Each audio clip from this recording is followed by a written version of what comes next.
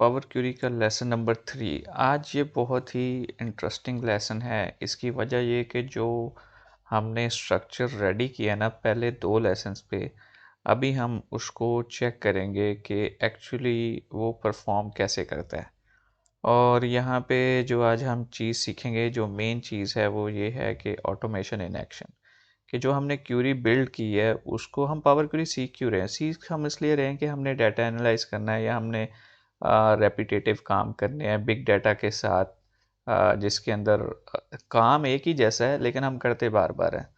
तो बजाय इसके कि उसकी जो है वो फॉर्मेटिंग, सेटिंग, कैलकुलेशंस हम हर बार नए तरीके से करें और नए सिरे से करें, वो हम क्या कर रहे हैं कि उसको ऑटोमेट कर रहे हैं। तो एक तो आज हम ये सीखेंगे कि जो हमने क्यूरी बिल्ड की है वो नई फाइल के ऊपर सेम डाटा, एवरीथिंग सेम, लेकिन जब हमारे पास नई फाइल आ गई है तो अब उसके ऊपर कैसे काम करेगी, कैसे ये ऑटोमेशन जो है वो प्रोसेस होगी। उसके बाद जो इसके साथ ये काम करने के लिए जो इसके आप यूँ कह लें कि दाएं बाएं जो काम हमें सीखने हैं, वो एक तो कि एक क्यूरी है उसको डुप्लीकेट कैसे करना है, आसान है, वो सीखेंगे। फिर सोर्स डाटा मॉडिफाई कैसे करते हैं, वो भी सीखेंगे। उसके बाद ये है कि आपकी शीट के अंदर जो आपकी नई शीट है या नई क्यूरी है उसके अंदर कॉलम्स 25, 30 या 40 है, लेकिन आपने जब सोर्स डाटा मॉडिफाई किया है तो आपको सिर्फ उसमें थोड़े नज़र आ रहे हैं। तो उसकी क्या वजह हो सकती है? इसी का नाम जो है फ्यूचर प्रूफिंग भी है। फ्यूचर प्रूफिंग का मतलब कि आपने क्यूरी बिल्ड कर ली है लेकिन आपको पता है कि यार फ्यूचर में इसके अंदर ये चीज़ भी हो सकती है। मसलन अभी एग्जिस्टिंग जिस फाइल के ऊपर क्यूरी बिल्ड की है उसमें लेट्स सपोज कि आपके पास सिर्फ 20 कॉलम्स हैं, तो फ्यूचर में 40-50 भी हो सकते हैं। तो उस सूरत में हमारी क्यूरी ऐसी हो कि वो क्रैश ना करे। और फिर इसी तरह जो है अगर एग्जिस्टिंग जो शीट है उसके अंदर क्यूरी, अगर उसके अंदर कॉलम्स 20 हैं तो फ्यूचर में 10-15 भी हो सकते हैं। तो उन सिचुएशन में क्यूरी आपकी क्रैश ना करे, उससे कैसे बचना है, तो ये चीज़ सीखेंगे। चलते हैं। ये यहाँ तक तो हम पहले से पहुँच चुके हुए हैं। उसके बाद मैं डाटा टैब में गया। डाटा टैब में जाके मैंने क्यूरीज एंड कनेक्शन पे क्लिक किया तो ये हमारी पहली क्यूरी आ गई जो हमने पहले बिल्ड की हुई। ये साथ में उसने उसका प्रीव्यू खोल दिया। डबल क्लिक किया तो क्यूरी एडिटर में चला गया। क्यूरी एडिटर में जा गया। अभी सबसे पहले मैं आपको जल्दी से जो है ये सारे ऑपरेशंस आपने जहन में रखने हैं कि ये काम सारे हम कर चुके हुए हैं, ठीक है। अब हमने इसी का जो है वो ऑटोमेशन हमने इसी की देखनी है, लेकिन ऑटोमेशन देखने से पहले मैं आपको कॉपी करके डुप्लीकेट कैसे करते हैं क्यूरी वो बता दूं। तो आपने राइट क्लिक किया, कॉपी किया, उसके बाद फिर राइट क्लिक किया, पेस्ट कर दिया, ठीक है। अब ये मैंने नई क्यूरी बना दी है, ठीक है। ये दोनों क्यूरीज जो हैं, क्यूरी जो पहली वाली और दूसरी वाली, ये इंडिपेंडेंट है। मतलब कि जो हम यहाँ पे ऑपरेशन परफॉर्म करेंगे उसका इससे कोई ताल्लुक नहीं होगा। अभी इसको हम रीनेम कर लेते हैं। मैंने राइट क्लिक किया और ये रीनेम का बटन भी है, डबल क्लिक भी करें तो आ जाता है। तो इसको मैं 1B कर रहा हूँ, ठीक है। 1B क्यों कर रहा हूँ कि एक्चुअली सीन क्या है कि जो मेरा डाटा वाला फोल्डर है ना, ये जैसे मैंने खोला हुआ है, इसके अंदर ये फाइल ऑलरेडी है। यहाँ पे मैं आपको क्या सिखाना चाह रहा हूँ, यहाँ पे मैं ये सिखाना चाह रहा हूँ कि हम कॉपी करके ये वाला डाटा बगैर फाइल को अपलोड किए यहाँ पे कैसे लेके आएंगे, जिसको कहते हैं मॉडिफाइंग द सोर्स, ठीक है। कि सोर्स को कैसे मॉडिफाई करना है। तो इसके लिए सोर्स मॉडिफाई करने का तरीका है, देखें। अभी पहली क्वेरी में जाते हैं, यही डाटा है, ये स्टोर, कैटेगरी, डेट, वैल्यू वगैरह आ रही है। दूसरी क्वेरी में जाते हैं, यही है। तो अब हमने इसका डाटा कैसे चेंज करना है, तो यहाँ पे हम सोर्स में आएंगे, ये विंडो खुल जाएगी, ठीक है। ये जो पाथ है ना, ये एक्चुअली वो जगह है यहाँ पे मेरा डाटा है। ये वाला फोल्डर जो है यहाँ पे, ये पाथ, एग्जैक्टली ये पाथ है वहाँ पे, ठीक है। तो अभी हम दोबारा जाते हैं। तो मुझे पता है कि मेरी वहाँ पे जो क्यूरी है उसका नाम 1B है, इसीलिए मैंने जब रीनेम किया था तब भी 1B लिखा था। तो ओके कर देते हैं। अभी अब देखिएगा, देखें डाटा चेंज हो गया। ठीक है, अब है इंटरेस्टिंग पार्ट, ऑटोमेशन।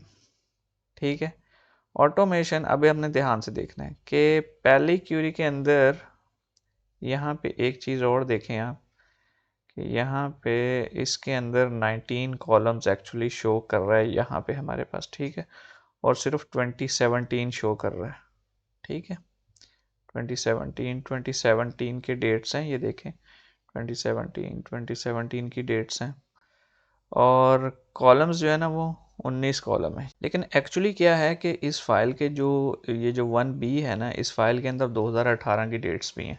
वो मैं फिर आपको बताता हूँ कि क्यों नहीं शो हो रही और कैसे शो करवाना है उसको। ठीक है, अभी जो मेन गेम है ना, जो मैंने आपको बोला था कि ऑटोमेशन इन एक्शन, वो कैसे देखनी है। अब आपको ये पता चल गया कि यहाँ पे ये डिफरेंट डाटा है क्यूरी ए से। ठीक है, अब हमें सिंपल क्या करना है कि जब हमने ऑपरेशन करना है, हम इसको वैसी कंडीशन में इस क्यूरी को भी लेके आना चाहते हैं जिसमें ये क्यूरी थी। ठीक है, तो उसके लिए सिंपल हम यहाँ पे क्लिक करेंगे। ठीक है, क्या किया मैंने, अब दूसरा दूसरा तरीका क्या है कि मैं ये पहली क्यूरी में गया हूँ, यहाँ पे मैंने क्या क्या किया था, यहाँ पे मैंने हेडर लगाए थे, रोज़ रिमूव की थी, उसके बाद मैंने रीनेम्स कुछ किए थे, तो अभी और डाटा टाइप्स मैंने सेटिंग की थी। अब जब मैं दूसरी क्यूरी में गया हूँ, ये देखें ये सारा एक्शन जो है वो खुद ब खुद ऑपरेशन जो है वो परफॉर्म हो गया, मुझे कुछ भी नहीं करना पड़ा। तो यहाँ पे टाइम सेविंग होती है, यहाँ पे जो है पावर क्यूरी आपको हेल्प करती है। अब आते हैं कि जो मैंने आपको शुरू में बताया था कि अगर आपकी क्यूरी के अंदर आपको पता है कि भाई मेरी फ़ाइल के अंदर कॉलम्स ज़्यादा हैं लेकिन यहाँ पे शो नहीं हो रहे, तो उसकी क्या वजह हो सकती है। तो आप सोर्स में जाएं, क्योंकि मैंने आपको बताया था कि यहाँ पे 2018 का डाटा है लेकिन 2018 शो नहीं हो रहा, लेकिन फ़िल्टर करके भी देखा तो शो नहीं हो रहा।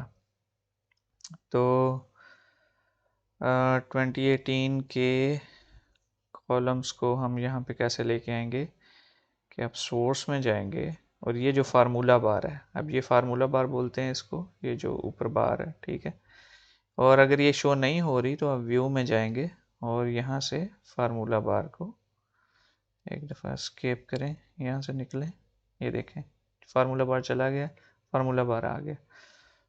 तो सिंपल आपने जाना है एंड पे, और एंड पे देखें ये जो 19 कॉलम्स हैं ये इसने पेस्ट किया हुआ है प्रीवियस क्यूरी के, तो हमने जो है ना ये चक्कर यहाँ से साफ़ कर देना है। ठीक है, ये मैंने सिर्फ इतना रिमूव किया, एंटर कर दिया। अभी हमें दोबारा यहाँ पे गए और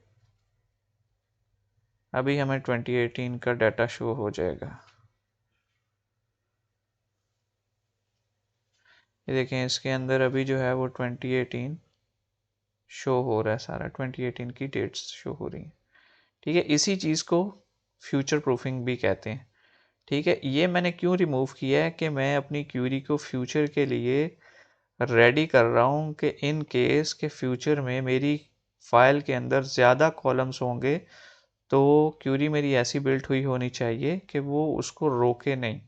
अब जैसे अगली जो पहली हमारी फाइल थी उसके अंदर सिर्फ 2017 का डाटा था, तो ओके वेरी गुड। अब नेक्स्ट फाइल में गए हैं तो 2018 का डाटा है, तो अगर हम ये स्टेप परफॉर्म ना करते तो हमारी जो क्यूरी थी वो फ्यूचर रेडी नहीं थी, या हमने उसकी फ्यूचर प्रूफिंग नहीं की थी।